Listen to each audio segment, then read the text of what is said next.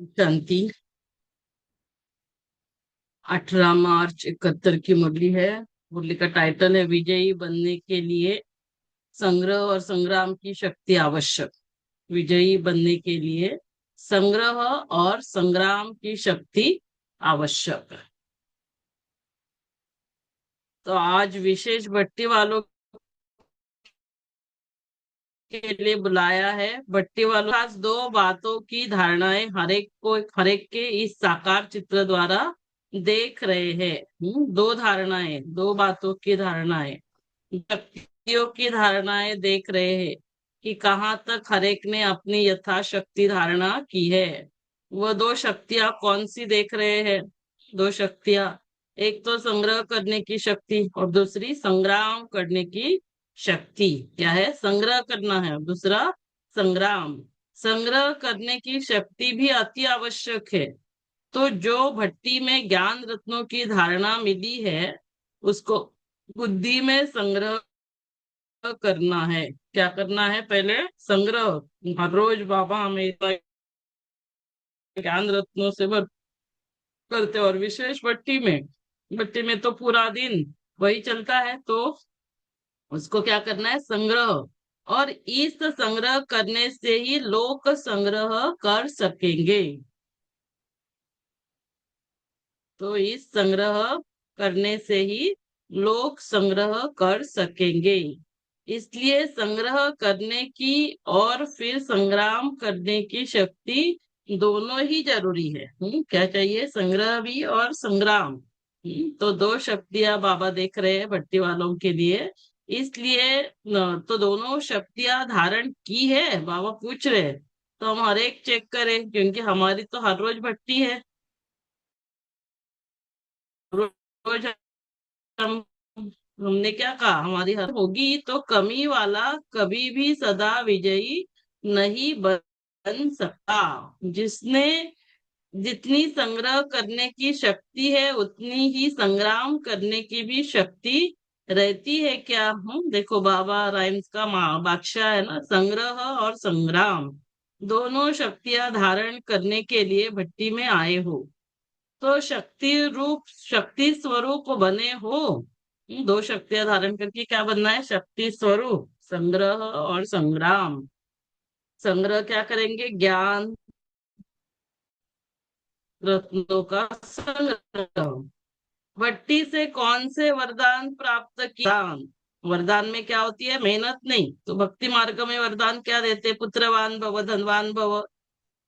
लेकिन इस भट्टी से क्या मुख्य वरदान मिला? शिक्षक बने व मास्टर वरदाता भी बने। एक वरदान मिला, शक्तिवान भव। क्या दो वरदान है? एक तो शक्ति व अव्यक्त एक रस अवस्था का। तो दो दो वरदान है। एक शक्तिवान भव और दूसरा सदैव कौन सी अवस्था है?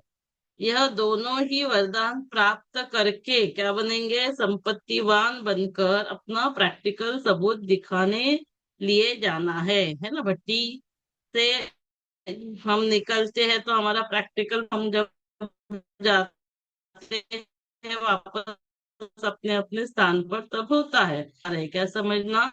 लेकिन जो शक्तियां, कौन सी शक्तियां? संग्रह और संग्राम और वरदान। कौन से वरदान है? शक्तिवान भव, अव्यक्त एकरस अवस्था। दोनों उन्हों को तो वरदान दिए, उन्हों को प्रैक्टिकल करने के लिए विश्व स्टेज पर जा रहे हैं। ऐसे समझना। तो हम सभी कहाँ पर है? विश्व स्टेज पर। बाबा ने जो शक्तियां दी, दो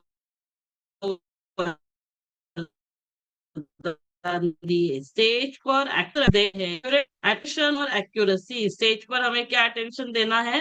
कौन सी बातें ध्यान में रखनी है? स्टेज पर जब है तब अटेंशन और एक्यूरेसी, ये दोनों ही बातें याद रहती है। ऐसे ही आप लोग भी अब स्टेज पर एक्ट करके बाप दादा को प्रत्यक्ष करने के लिए जा रहे हो। हाँ, नाई सेवा स्थान या घर, कहाँ जा रहे हैं? विश्व स्टेज पर एक्ट करके बाप दादा को प्रत्यक्ष करने जा रहे हैं। तो क्या बातों को ध्यान रखेंगे स्टेज पर? एक्यूरेट और अटेंशन और एक्यूरेट। तो यह दोनों ही बातें याद रखना। तो दो, अभी तक क्या क्या किया हमने?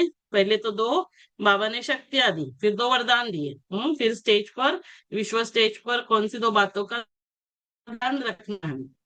तो हर सेकंड, हर संकल्प में अटेंशन और एक्यूरेट। और अटेंशन कब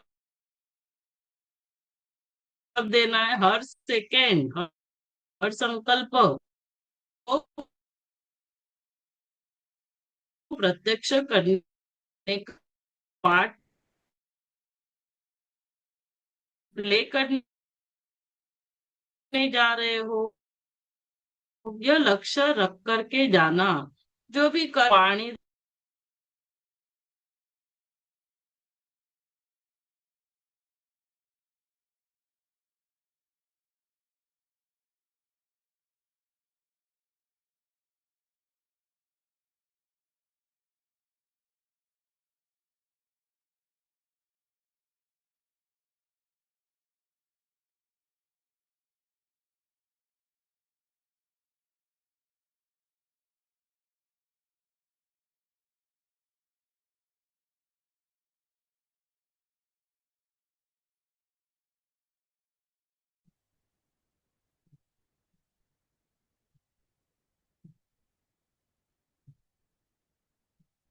ओम शांति। तो हम क्या देख रहे हैं?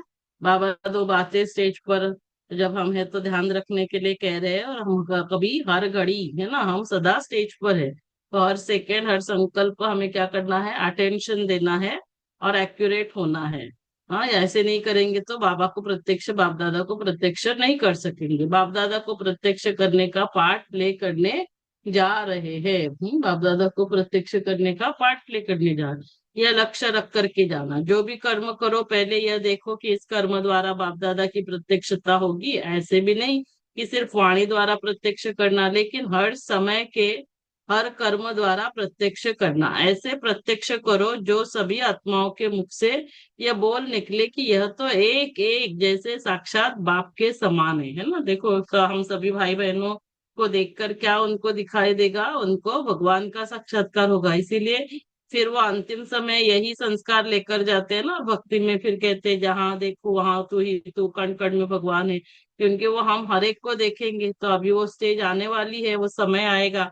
तो हर समय, हर कर्म द्वारा, हाँ, हर समय, हर सेकेंड, हर संकल्प, हर कर्म द्वारा बाबा प्रत्यक्ष हो। बाप दादा आपका हर कर्म दर्पण बन जाए।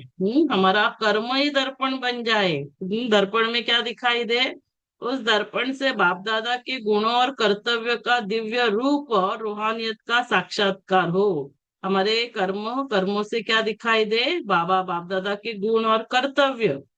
बाप दादा के गुण और कर्तव्य का दिव्य रूप और रूहानियत का साक्षात्कार हो। बाबा के जो गुण कर्तव्य है उसका दिव्य रूप और रूहानियत। लेकिन दर्पण कौन बन सकेगा? कौन बनेगा दर्पण? जो न सिर्फ संकल्पों को लेकिन इस देह अभिमान को भी अर्पण करेगा। दर्पण बनने के लिए क्या करना होगा? अर्पण होना होगा। क्या क्या अर्पण करना है? देह संकल्प और देह अभिमान। जो देह देह अभिमान को अर्पण करता है उसका हर कर्म दर्पण बन जाता। तो संकल्प और देह अभिमान। हाँ, तो ये देखो कितनी दो दो बातों का बाबा ने आज इसमें एक लिस्ट बनाई है ना। हर जगह दो दो बातें आई है, तो वो हमें चेक करना है। जैसे हर सेकेंड, हर संकल्प, फिर हर समय, हर कर्म, हाँ, फिर दर्पण और अर्पण। और दर्पण के लिए क्या कर, दर्पण में क्या दिखाई देंगे? बाप दादा के गुण और कर्तव्य का दिव्य रूप, रूहानियत। तो संकल्प और देहाभिमान को अर्पण करना है। दो बातें, क्या अर्पण करेंगे? संकल्प और देहाभिमान। और जैसे कोई चीज अर्पण की जाती है तो फिर वह अर्पण की हुई चीज अपनी नहीं समझी जाती है। तो इस देह के भान को भी अर्पण करने से जब अपनापन मिट जाता है तो लगाव भी मिट जाता है। तो क्या क्या अर्पण करना है? संकल्प और देहाभिमान। तो देहभान को हमने यदि अर्पण किया तो क्या हो जाएगा? देहभान। तो देहभान को अर्पण करने से क्या हो जाएगा? अपनापन भी नहीं और लगाव भी नहीं। तो ये दो बातें ऐसे समर्पण हुए हो संकल्पों से और देहभान से, तो कोई अपनापन नहीं, लगाव नहीं। ऐसे समर्पण होने वालों की निशानी क्या होगी बताइए? ऐसा जो समर्पण होगा, एक तो सदा वो योग युक्त और दूसरा सदा बंधन मुक्त होगा। तो योग युक्त होगा वह बंधन मुक्त जरूर होगा। तो समर्पण हो गए तो क्या हो जाएगा? योग युक्त बंधन मुक्त बनेंगे। योग युक्त का अर्थ ही है देह के आकर्षण के बंधन से भी मुक्त। योग युक्त होगा वो देह के आकर्षण के बंधन से मुक्त। जब देह के बंधन से मुक्त हो गए तो सर्व बंधन मुक्त बन ही जाते हो। तो योग युक्त बंधन मुक्त देह के बंधन से। तो समर्पण अर्थात क्या है? सदा योग युक्त और सर्व बंधन मुक्त। सिर्फ बंधन मुक्त नहीं, सर्व बंधन, क्योंकि देह ही नहीं तो देह नहीं, देह के पदार्थ वस्तु है वो, आगे का कुछ भी नहीं। ये निशानी अपनी सदा कायम रखना। अगर कोई भी बंधन युक्त होंगे तो योग युक्त नहीं कहलाएंगे। जो योग युक्त कोई भी बंधन युक्त होंगे तो बंधन मुक्त ही योग युक्त होते हैं। जो योग युक्त होगा तो उनकी परख यह भी होगी, जो उसका हर संकल्प हर कर्म योग युक्त होगा। योग युक्त होगा उससे कैसे पता चलेगा? उनका हर संकल्प हर कर्म योग युक्त होगा, क्योंकि जो भी युक्तियां सर्व प्रकार की मिली है उन युक्तियों की धारणाओं के कारण युक्ति युक्त और योग युक्त रहेंगे। तो कैसे रहेंगे? युक्ति युक्त योग युक्त। समझा? परख की निशानी हर संकल्प और कर्म युक्त, योग युक्त युक्ति युक्त। इससे अपने आप को समझ सकते हो कि कहाँ तक पहुंचे हैं। इसलिए कहा कि संग्रह और संग्राम की शक्ति दोनों भरकर जाना। रिजल्ट क्या देखी? हाँ, रिजल्ट क्या देखी? सर्टिफिकेट मिला क्या? हाँ, तो संग्रह संग्राम की शक्ति। तो एक अपने तो सर्टिफिकेट क्या क्या मिलेंगे? चार सर्टिफिकेट बाबा बता रहे। एक अपने आप से सेटिस्फाइड होने का सर्टिफिकेट लेना है। तो संग्रह किया ज्ञान रत्नों का। संग्राम तो शक्तियों को धारण किया हमने। तो क्या होगा? हम स्वयं स्वयं से संतुष्ट, जैसे बाबा कहता है ना, सेटिस्फाइड। दूसरा सर्व को सेटिस्फाइड करने का, तो दूसरे भी हमसे संतुष्ट होते। तीसरा संपूर्ण समर्पण करने का, बनने का। संपूर्ण समर्पण में क्या है? संकल्प देह भान भी। तो ये सर्टिफिकेट समर्पण यह नहीं कि आबू में आकर बैठ जाए। तो ऐसे भी कि सेंटर पर समर्पित हुए हैं। हमें जहां पर भी है किससे समर्पण करना है? समर्पण तो हमें संकल्प देह भान। तो समर्पण होने का भी सर्टिफिकेट लेना। चौथा, जो भी ज्ञान की युक्तियां मिली उनको संग्रह करने की शक्ति का सर्टिफिकेट भी लेना। तो जो हर रोज बाबा ज्ञान की युक्तियां देते हैं तो उसको संग्रह करना है, उसकी संग्रह करने की शक्ति। तो यह चार सर्टिफिकेट क्या क्या बताया बाबा ने? एक तो हमें स्वयं से सेटिस्फाइड होना है, फिर दूसरे हमसे सेटिस्फाइड हो जाए, तीसरा हमारा समर्पण, संपूर्ण समर्पण, संकल्पों सहित समर्पण, और चौथा जो ज्ञान की युक्तियां है वो संग्रह करने की शक्ति। ये चार सर्टिफिकेट अपने टीचर से लेकर जाना। कोई बात में 100 मार्क्स भी इस ग्रुप को है। वह कौन सी बात? तो किसी किसी को 100% मार्क्स है। किसमें? पुरुषार्थ के भोलेपन में 100% है। पुरुषार्थ का भोलापन, पुरुषार्थ में भोलापन ही क्या है? अलबेलापन। और इस विशेष और एक विशेष गुण भी है, वह यह कि सभी को अपने में परिवर्तन करने की तीव्र इच्छा जरूर है। गुण क्या है? सभी परिवर्तन करना चाहते हैं, इसलिए बाप दादा इस ग्रुप को उम्मीदवार ग्रुप समझते हैं। लेकिन उम्मीदें तब पूरी कर सकेंगे जब सदैव नम्रचित होकर रहेंगे। तो पुरुषार्थ में तो एक बात बाबा ने कही कि पुरुषार्थ में भोलापन, अलवेलापन, तो वो नहीं होना चाहिए। और दूसरा क्या है, परिवर्तन करने की इच्छा, ये गुण है। अभी बाबा ने कहा उम्मीदवार ग्रुप उम्मीदें तब पूरी करेंगे सदैव नवरचित होकर रहेंगे। उम्मीदवार क्वालिटी हो, लेकिन जो क्वालिटीज मिली है उनको धारण करते चलेंगे तो प्रत्यक्ष सबूत दे सकेंगे, समझा। तो जो जो बाबा से हमें उम्मीदवार क्वालिटी है, लेकिन वो उसको धारण करना है। ज्ञान का साज सुनने में और राज सुनने में अच्छा है, लेकिन अब क्या करना है? तो देखो, जो साज और राज, राज युक्त बनना है, योग अच्छा है लेकिन योग युक्त बनना है। बंधन मुक्त बनने की इच्छा है, लेकिन पहले देह अभिमान का बंधन तोड़ना है, फिर सर्व बंधन मुक्त आपे ही बन जाएंगे, समझा। अभी यही कोशिश करना, सबूत मूर्त और सपूत बनना। क्या बनना है? सबूत मूर्त और सपूत, फिर दो बातें।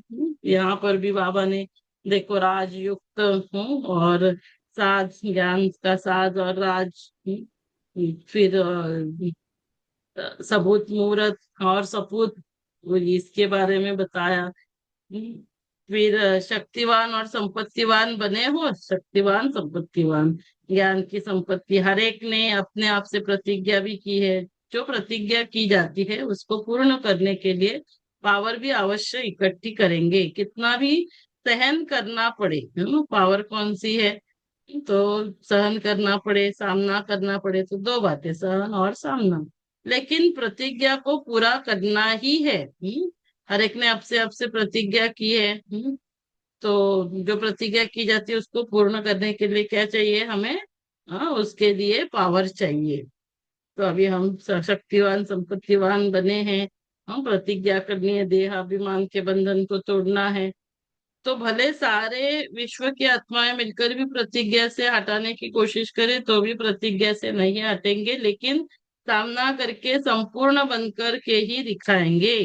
हाँ, तो संपूर्ण बनने के लिए सामना भले करना पड़ेगा, तो वो भी करेंगे, लेकिन फिर पीछे नहीं हटेंगे। ऐसी प्रतिज्ञा करने वालों का यादगार बना हुआ है ना। वो हलचल में नहीं आते, तो उसको यादगार को क्या कहते हैं? अचल घर।